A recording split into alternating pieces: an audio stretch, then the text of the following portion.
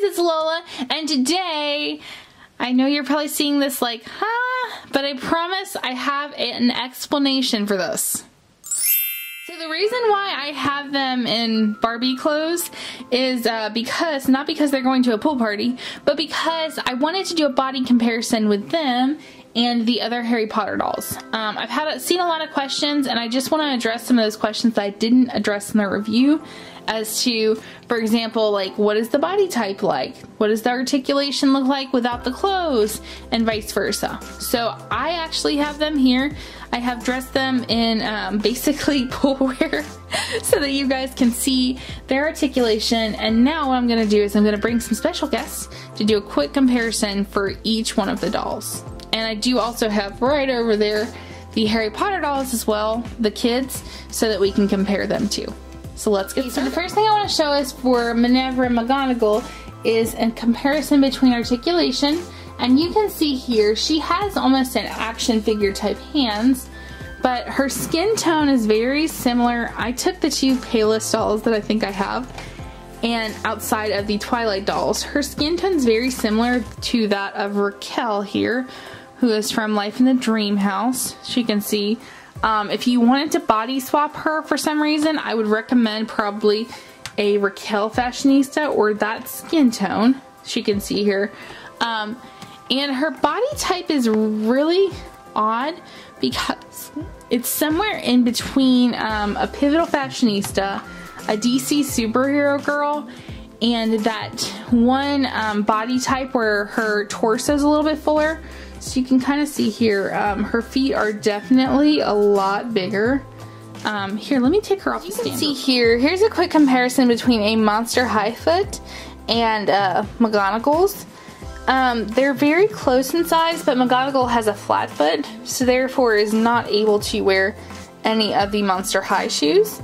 Now, she may be able to wear some of the DC superhero girls, but I will leave that to Instagram, and I'll definitely be sure to post something in the future in regards to what shoes that I find that she... Now, this is next to the curvy Made to Move Barbie, and you can see here, I mean, her foot is significantly larger than the Kirby's as well. So it's a little unfortunate, but I understand kind of why they did it, because it makes her more like an action figure versus an actual doll, you know? So here I have Dumbledore, and you can see here his body is most similar to the not curvy, oh my gosh, the broad Ken fashionistas. I always want to call them the curvy Kens, but I know that's not what they are. So his body type is the most similar to the broad fashionista, but I did also bring the Superman guy, my custom here, just to show a quick comparison to see, so you guys can kind of see how they kind of look in comparison to the two. And so if you have a Ken that has this kind of peach skin tone, it would definitely be okay to try and body swap. However, this has me hoping that just maybe if they can produce this and this, that hopefully we might have a Made to Move Ken in the future. So definitely something I'm hoping for, but I'll show you too as well how they look in comparison. Dumbledore also doesn't stand. So for $20.97, while I love Dumbledore as a character and the doll itself, he's not exactly what I would recommend in terms of a body swap unless you have a really compatible skin tone. So it's a little disappointing, but I definitely think he does look like a, like he looks, how do I put this? He looks like he is realistic enough, like the Ken dolls do, that he could be a character in your story, maybe just not, yeah, it's a little disappointing, but at the same time, I feel like he still would make a good body swap if there's somebody that you just have to have on the broad body. Just keep in mind that I haven't taken his head off, so I don't know how difficult it would be. And definitely, if that's something that you're going to do that at your own risk.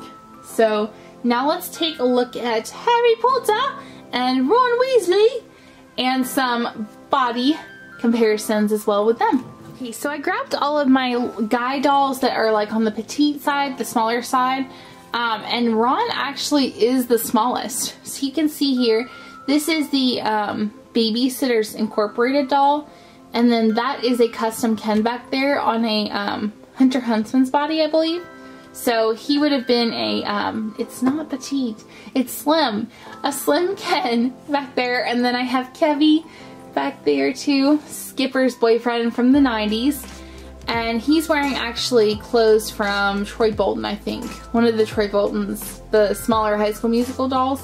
But anyway, I definitely think that the Babysitter's Inc. boy doll would probably fit the bodies. However, the trouble you're going to have is the skin tone.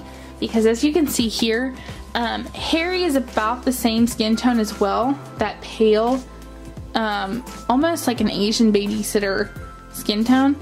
So he's about the same skin tone as well. And that's the biggest trouble with this, is I do think that he would make a great body swap. Especially for the price, you get a fully articulated doll.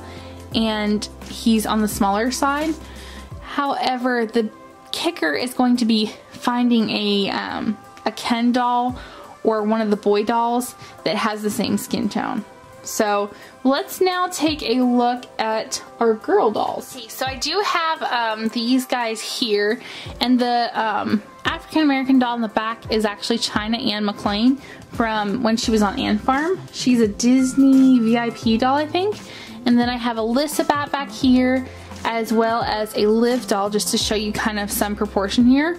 Because Liv dolls are shorter than Barbies. And so you can see, I would honestly say that Hermione's hands are very similar to that of the Monster High Ever After High. I would say that her height and her body type is closer to China Ann McClain doll back there. And the articulation is as well. So, and she is just a little bit taller than Stacy. I thought that she would be Stacy size, but she's actually a little bit taller than Stacy. So pretty interesting. But now let's go ahead .